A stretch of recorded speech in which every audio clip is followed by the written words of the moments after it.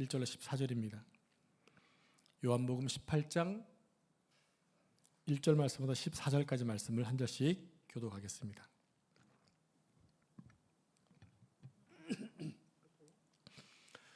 예수께서 이 말씀을 하시고 제자들과 함께 기드론 시내 건너편으로 나가시니 그곳에 동산이 있는데 제자들과 함께 들어가시니라. 그곳은 가끔 예수께서 제자들과 모이시는 곳이므로 예수를 파는 유다도 그것을 알더라.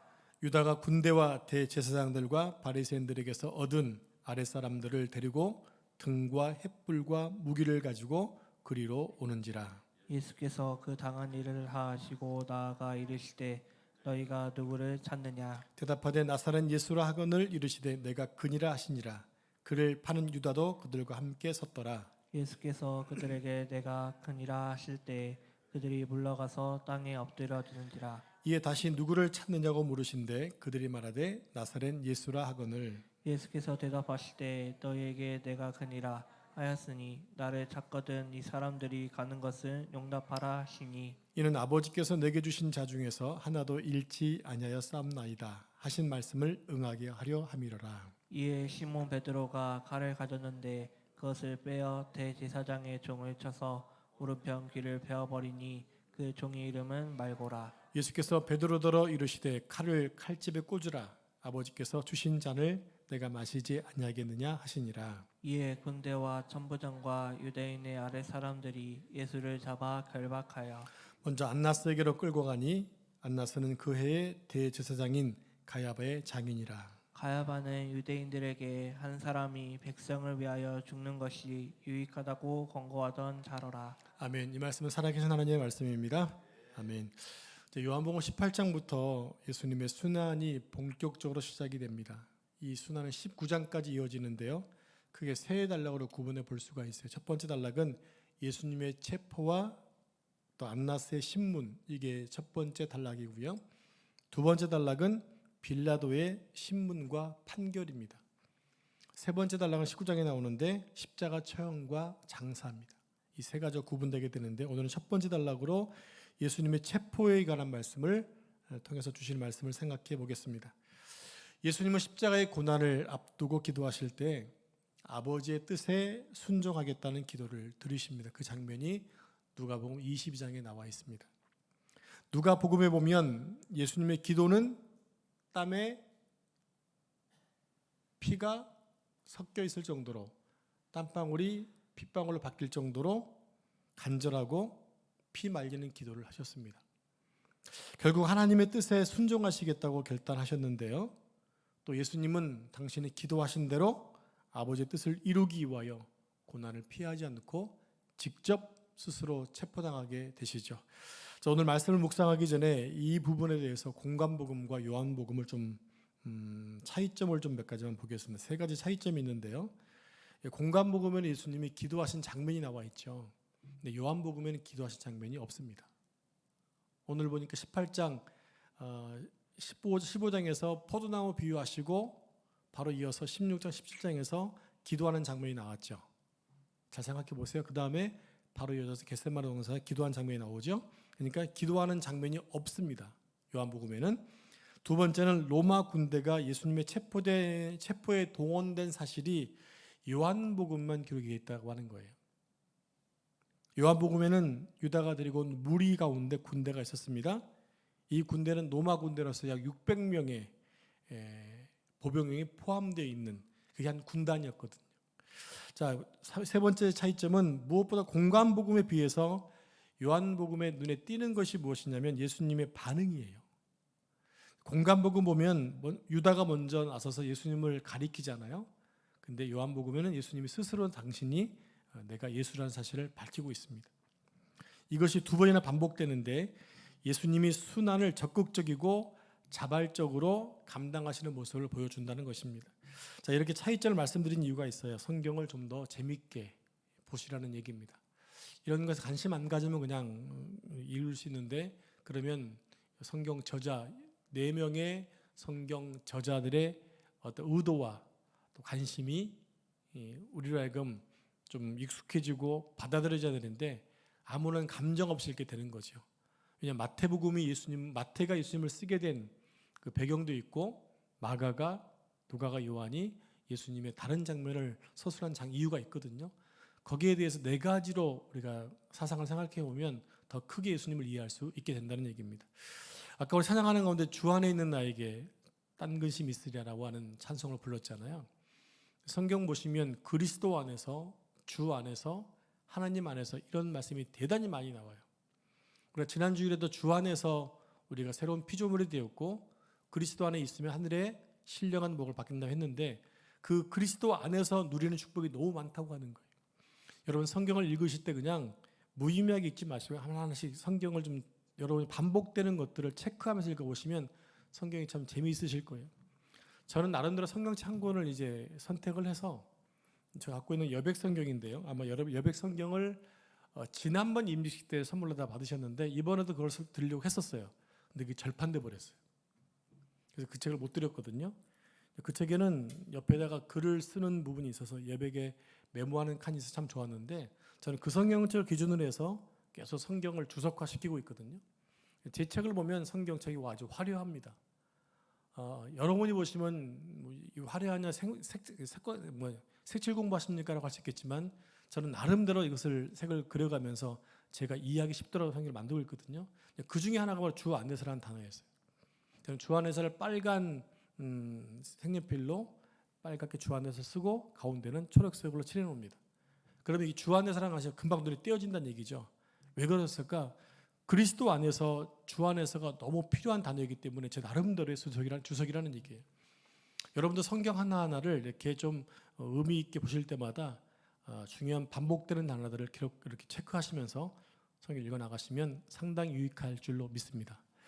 제가 짓궂게 물어보는 게 있어요. 권사님은 성경을 좀 몇 독 하셨나요? 물어봅니다. 그러면 그전에는 다른 교회에서 던 성경을 안 읽었다 하시더라고요.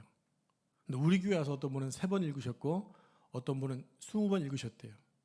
한 분에게 집사님께 뭐 여쭤봤어요. 집사님 성경을 몇 독 하셨어요? 20독을 했대요. 언제요? 우리 교회 오셔가지고. 그전에는요 창세기만 읽으셨대요. 그러면서 본인이 성경 읽는 것에 되게 자부심을 가지세요. 그리고 꼼꼼히 메모하신다고 말씀하시더라고요. 여러분 우리는 하나님을 섬기는 사람들이니까 당연히 말씀을 잘 읽으셔야 돼요. 어디에 보면 꼼꼼하게 읽으셔야 돼요. 그래야 그 말씀이 내 마음속에 살아있어요. 이번에 다니엘 저녁 기도할 때 한창수 목사님 성경 암송 혹시 그 설교를 들으셨나요? 성경 하나의 말씀이 인생을 바꿔놓더라는 얘기예요. 그게 왜 가능하느냐? 하나님 말씀이기 때문에 가능하다는 얘기입니다. 여러분 좋은 격언들 많이 외우는 것도 중요하지만 하나님 말씀을 잘 읽고 암송해서 그 말씀이 내 삶을 이끌어갈 수 있도록 하시면 참 좋겠습니다. 그런 도전 한번 해보시기 바랍니다. 자, 먼저 예수님은 제자들을 위해 스스로 잡히신 예수님에 대한 모습이 나오는데요. 예수님이 제자들과 기드론 시내 건너편에 있는 겟세마네를 일컫는 작은 동산에 들어가십니다. 자, PPT 좀 보여주실래요? 이게 겟세마네 동산에 있는 7그루의 그 2000년이 넘은 감람나무입니다. 다음 장이요. 다음 장. 이 겟세마네 동산에 있는 겟세마네 교회입니다. 다음 사진. 저게 안에 들어가면 저런 그림이 그려져 있어요. 나중에 성지순례 가면 보게 될 텐데 미리 한번 봐두시기 바라고요. 한 장 또 있나요? 네, 다죠. 제가 2016년도에 이스라엘 갔을 때 찍은 사진입니다. 빨리 성지순례 갈 수 있도록 여러분 기도해 주셔. 전쟁이 빨리 끝나도록 기도해 주시기 바랍니다. 예수님의 겟세마네에서 기도를 끝내시자 유다가 군대와 대제사장 그리고 바리새인들의 종들과 함께 예수님을 잡으러 옵니다. 그때 누구를 찾느냐고 예수님이 직접 묻죠. 누구를 찾니? 그 질문에 사람들이 나사렛 예수다라고 말합니다. 정확하게 나사렛 예수를 찾는다고 말합니다. 그때 예수님은 숨기지 않고 뭐라고 말씀하셨나요? 내가 그다라고 말씀하세요. 재밌는 것은 예수님이 당신을 밝히시되 6절에 보니까 그들이 물러가서 땅에 엎드려졌다고 말합니다. 물러가서 엎드려졌다. 이것은 예수님의 신적 권위 앞에 그들이 본능적으로 반응했음을 의미하기도 합니다. 그들이 말씀의 권세와 하나님의 아들의 권세를 보게 된 거죠. 여러분, 우리가 하나님 보면 어떨까요? 하나님을 직접 눈으로 본다면 여러분 어떨 것 같습니까? 상상할 수가 없겠죠. 보고는 싶은데 보기가 두렵지 않을까요?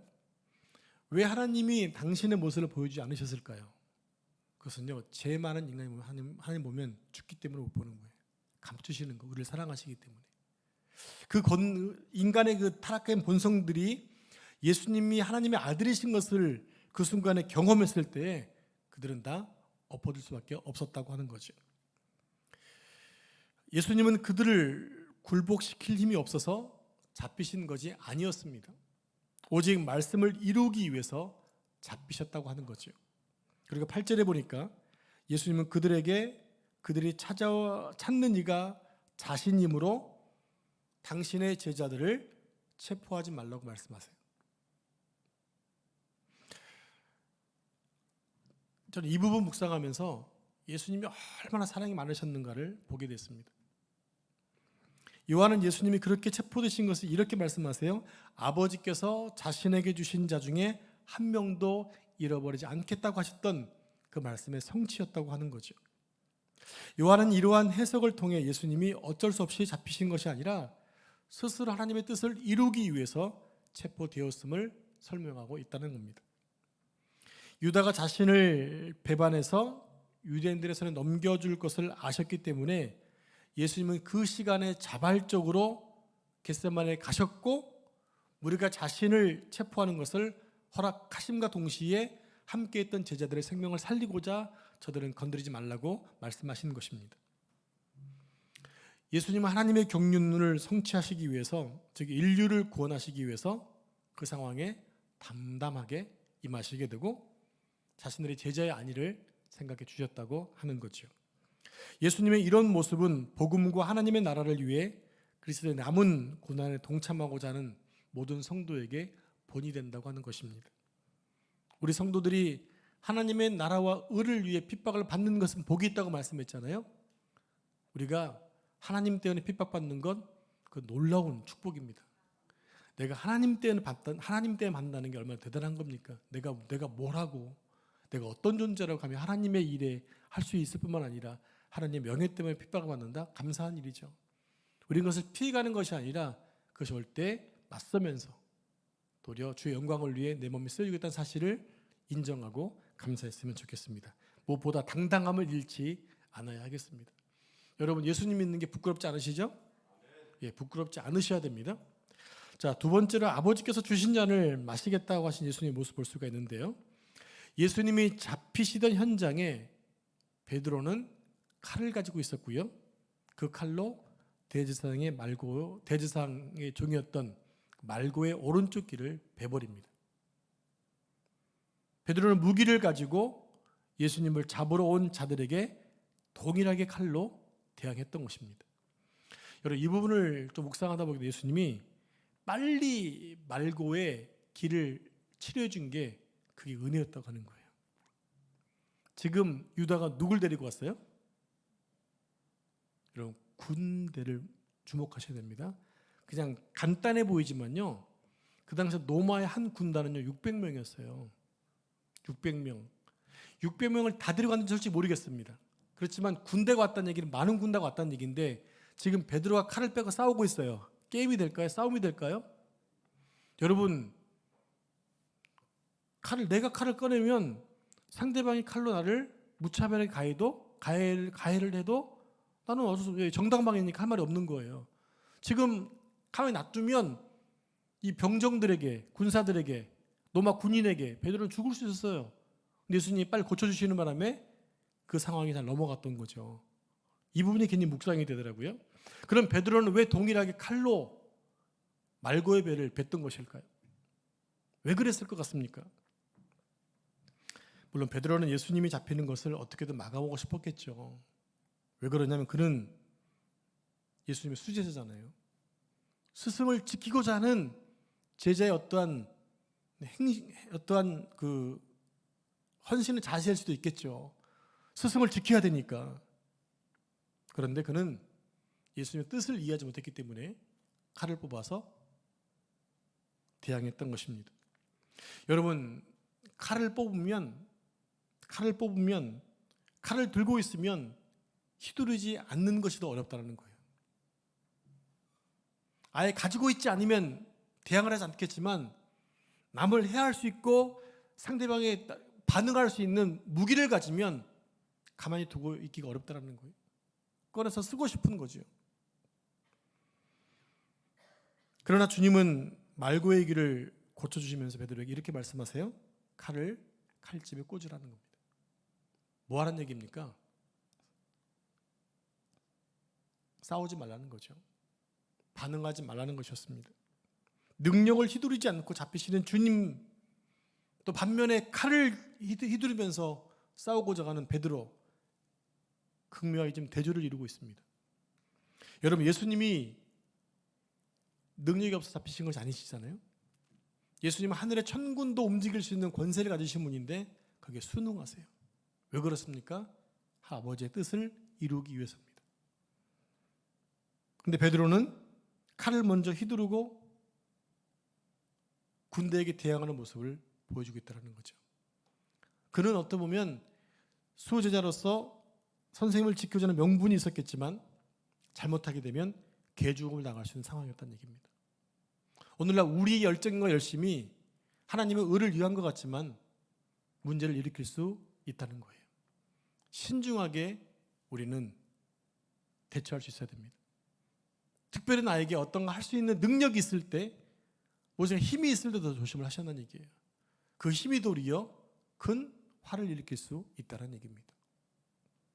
여기서 지금 예수님이 베드로가 칼을 휘두른 다음에 말고의 길을 고쳐주고 끝났으니까 아무런 문제가 없었지, 만약에 거기서 칼싸움이 벌어졌다 한다면 제자들은 다 죽었을 수 있을 것이고요, 예수님 말씀하신 것처럼 한 명의 제자도 잃어버리지 않겠다는 말씀이 성취되지 않을 수도 있었다는 얘기입니다. 오늘날 우리의 가진 능력과 그 힘들이 도리어 예수님의 나타낼 능력들을 방해할 수 있다는 사실입니다. 우리는 철저하게 주 앞에 엎드리고 또 주의 능력이 임하도록 간구하는 모습이 필요하다는 거죠. 자, 전능하신 예수님은 아버지 하나님께서 주신 잔을 마시기 위해서, 좀 말씀대로 이루기 위해서 칼을 칼집에 꽂으라고 명하십니다. 마태복음에서 예수님은 베드로에게 이렇게 말하죠. 칼을 가지는 자는 칼로 망한다. 즉 하나님의 뜻을 이루기 위해 이 모든 일을 이루어짐을 밝히고 있는데 그것은 힘이 아니라 순종에 있다는 것이었어요. 예수님이 원하시면 천군 천사 불러올 수 있었습니다. 하지만 그렇게 하게 되면 하나님의 뜻이 이루어지지 않기 때문에 참고 견디셨던 것입니다. 오늘 우리가 우리의 능력을 제한하고 인내할 때가 있다면 그때는 바로 하나님 말씀에 순종할 때입니다. 여러분, 하나님 말씀에 순종하는 것 어떻게 보면 되게 쉬울 수 있지만 어려울 때가 많아요. 어느 때가 쉬울까요? 내가 아무것도 할 게 없을 때가 쉽습니다. 근데 내가 무엇인가 할 수 있을 때 순종은 참 어려워요. 여러분, 이 길을 내가 갈 길이 하나밖에 없어요. 그럼 순종하기가 쉽습니까? 어렵습니까? 쉽습니다. 왜? 한 길밖에 없기 때문에. 근데 방법이 세 가지예요. 순종하기가 어려워요. 왜? 다른 방법도 있을 수 있을 것 같으니까. 근데 우리는 매 순간마다 하나님 말씀에 순종하겠다 다짐을 하시고 그 길을 따라갈 때 그 길을 따라 하나님께서 영광 받으신다는 사실을 기억하셔야 됩니다. 예수님이 이 땅에 오신 목적이 있습니다. 당신의 생명을 바쳐서 많은 사람들을 살리는 데 있었습니다. 많은 사람의 대속물로 주는 것이 당신의 사역이었기 때문에 부당한 체포에 저항하지 않으시고 예수님은 순응하시게 됩니다. 요한은 이러한 고난의 의미를 당시 대제사장이었던 가야바의 말을 통해서 성취하고 확인하게 되는데요. 가야바는 이렇게 말한 적이 있었죠. 한 사람이 많은 백성을 위해 죽는 것이 유익하다. 어디선가 들어본 것 같지 않습니까? 함께 한번 볼까요? 요한복음 11장 49절부터 50절까지 한 절씩 말씀을 저는 교독하겠습니다. 그 중에 한 사람, 그의 대제사장인 가야바가 그들에게 말하되 너희가 아무것도 알지 못하는도다. 한 사람이 백성을 위하여 죽어서 온 민족이 망하지 않게 되는 것이 너희에게 유익한 줄을 생각하지 아니하노도다 하였으니. 네, 물론 가야바는 예수님을 대적하기 위해서 한 말이었지만 그 말을 믿음의 관점에서 해석해 보면 예수님의 죽음을 정확하게 예언하고 있다는 얘기예요. 예수님의 죽으심이 정말 많은 사람에게 유익된 죽음이었잖아요. 그때 가야바는 예수님을 대적하기 위해서 예수님은 시기에서 했던 말이었지만 결국 그 말의 예언처럼 예수님께서 죽으심을 통해 수많은 생명을 살려내셨다고 하는 것입니다. 베드로가 그랬던 것처럼 오늘날에도 교회와 성도들이 세상의 힘을 가지고 하나님의 능력을 나타내려 할 때가 많이 있다고 하는 거예요. 여러분, 이번에 10월 27일 날 서울에서 있었던 그 집회 이 부분에 문제가 있었거든요. 예수님도 십자가 앞에서 잠잠히 순종했는데 왜 교회가 200만 명의 사람을 모아놓고 나서 힘을 과시하느냐 이렇게 얘기하는 주장도 있었어요. 혹시 보셨나요? 근데 저는 거기에 대해서 반대했죠. 이것은 그런 문제가 아니라 그냥 진리 문제이기 때문에 진리 문제만큼 여러분 포기해서는 안 되거든요. 그것이 진리 문제가 아니라 어떤 파벌의 문제였다면 당연히 양보할 수 있었고 모임 자체가 문제일 수 있었지. 이것은 진리 문제였잖아요. 하나님이 가장 싫어하는 것에 대해서 성경을 반역하고 한 창조질서를 무너뜨리는 것이었기 때문에 우리가 함께 모였던 거잖아요. 우리가 무력시위 한 게 아니잖아요. 예배한 거였잖아요. 이것에 대해서 그렇게 얘기한 사람이 있었다고 하는 거예요. 그런데 잘못 해석하고 잘못 판단하게 되면 세상의 힘을 가지고 교회가 그 힘으로 싸우려고 할 때가 있다는 얘기죠. 그렇게 해서는 안 된다는 얘기입니다. 우리는 다만 예수님의 본을 보이신 것처럼 희생과 사랑과 섬김의 본으로 우리가 함께 기도할 수 있어야 한다는 얘기입니다. 예수님은 우리에게 그렇게 무기를 들고 싸우지 않고 순종하심을 통해서 새로운 삶의 방식을 보여주셨어요. 그게 뭘까요? 나를 해치고 악하게 대하는 사람들에게도 호의를 베풀어야 한다는 거죠. 예수님은 그것을 바로 당신의 체포되심을 통해서 실천하시고 친히 본을 보여주셨다고 하는 것입니다. 그러면 우리는 어떻게 해야 됩니까? 예수님을 따르는 우리는 어떻게 해야 되느냐? 지금까지 내 몸으로 익혀왔던 세상의 모든 방식들을 버리고 예수님이 보여주신 새로운 삶의 방식을 익혀야 한다는 거예요. 즉 체질 개선이 일어나야 된다는 거예요. 여러분, 우리가 예수님을 믿는다고 말하고 있습니다. 근데 그 방식은 여전히 세상 사람과 동일하지 않나요? 사람들을 대처하는 방법들과 어떤 일에 대해서 대처하는 방법들이 동일하지 않나요? 예수님의 향기가 더 많이 드러납니까? 아니면 인간의 모습이 더 많이 나타납니까? 우리는 그 점을 한번 살펴보셨는 얘기입니다. 그래야 바꿔져 나갈 수 있어요. 우리는 예수님은 새로운 신분이 됐기 때문에 새로운 신분의 모습의 삶을 살아야 한다는 거예요. 빨리 세상 것을 떨쳐버려야 돼요. 옷을 벗어내야 되는 거예요. 그리고 그리스도로 옷 입어야 되는 거예요. 그러면 새로운 신분으로 사는 거 아닙니까? 그런 모습 우리는 여전히 없다고 하는 거죠. 시간이 가면 갈수록 세상 방법들은 죽어져 가고 그리스도의 새로운 신분의 자격만 점점 옷 입혀져 가는 그런 모습으로 세워져야 가겠습니다. 그런 방식만이 또 죄로 오염되고 상처로 일그러진 사람들을 회복시킬 수 있다고 하는 것입니다. 그런데 이 일이 얼마나 어려운지 몰라요. 내가 죽지 않으면 절대로 이루어지기 힘든 일입니다. 그래서 날마다 기도할 때 하나님 날마다 나를 죽여달라고 기도해야 하는 것입니다. 그런데 기도할 때는 될 것 같은데 돌아서면 또 금방 옛 모습. 그렇게 매일매일 죽어져야 하는 거예요.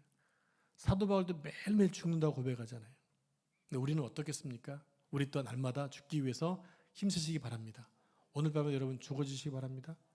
네, 그래야 그리스도가 사십니다. 예수님은 오직 사랑으로 일그러진 세상과 사람들을 치유하셨습니다. 예수님은 상처를 주는 대신에 상처를 받으셨습니다. 보복하는 대신에 호의를 베푸셔서 성난 베드로를 진정시키고 상처 입은 말고를 치유해 주셨습니다. 베드로처럼 상처를 주는 사람들과 말고처럼 상처를 받는 사람들이 가득한 이 세상에서 예수님의 순종을 통해 예수의 치유하심을 통해 회복되고 치유되는 역사가 우리의 삶을 통해 일어났으면 좋겠습니다. 12절 이하를 보면 로마 군대와 천부장과 성전 경비대원들은 예수님을 결박해서 대제사장 가야바의 장인이었던 안나스 집으로 끌고 갑니다. 불의한 권세 앞에서도 주님은 아버지께 철저하게 순종하심으로 당신이 누구신지를 증거하고 계세요. 여러분, 성도의 가장 큰 무기가 뭘까요? 오늘 말씀을 보면 성도의 가장 큰 무기는 순종에 있습니다. 칼을 놓고 순종을 선택해야 됩니다. 하나님이 우리에게 주신 많은 은사들이 있잖아요. 그 은사는 휘두르라고 준 것이 아니라 하나님 일을 하고 주신 거예요. 그런데 우리가 갖고 있는 또 여러 가지 또 능력들이 있어요. 그 능력들로 남을 해하는 데 쓰지 마시고 하나님의 나라를 위해 쓰셔야 한다는 것입니다. 왜냐하면 우리의 신앙의 대상이신 예수님도 철저하게 하나님의 뜻에 순종하셨기 때문입니다. 그리고 우리에게도 순종을 요구하고 계세요. 칼집에 칼을 꽂으라.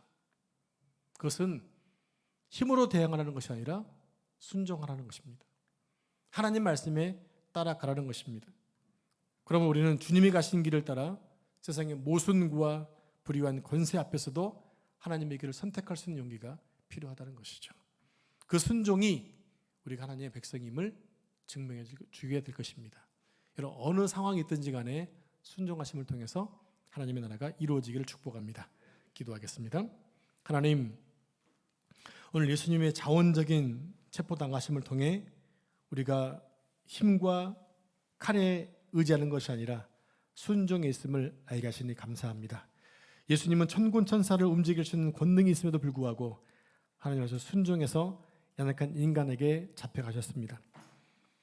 칼을 휘두르는 베드로를 향해 칼집에 칼을 꽂으라고 말하고 있습니다. 하나님, 우리가 우리의 힘으로 무엇인가 하려고 하지 않고 하시고 오직 순종함으로 사명 감당할 수 있도록 축복해 주옵소서. 그리스도라서 새로운 생명이 되었기에, 새로운 사람이 되었기에 새로운 신분의 옷을 입고 살아갈 수 있는 우리 모두가 될 수 있도록 축복해 주옵소서. 또 함께 기도하고 함께 찬양할 때 하나님 응답하시고 우리의 기도에 응답해 주시기를 소망하오며 이 모든 말씀을 거룩하신 예수님의 이름으로 기도합니다. 아멘.